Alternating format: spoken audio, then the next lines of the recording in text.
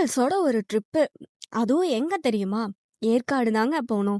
So, நாங்க எல்லாரும் ஃப்ரெண்ட்ஸோட கெளம்பி, ஸோ ஏற்காடு ட்ரிப்பு போலான்னு சொல்லிட்டு எல்லாரும் கெளம்பிட்டு இருந்தோங்க.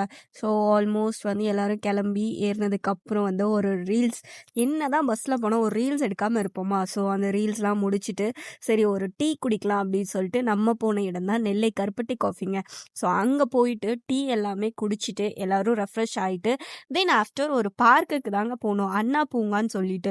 ஸோ, அங்க போனா செம்ம செம்மையான ஃப்ளவர்ஸுங்க. தென் ஆஃப்டர் பார்த்தீங்க அப்படின்னா, நாங்க ரீல்ஸ் வந்து மேக் பண்ணலான்னு சொல்லிட்டு, ஸோ பொண்ணுங்கலாம் சேர்ந்து ஒரு ரீல்ஸ் வந்து மேக் பண்ணியிருந்தோம்.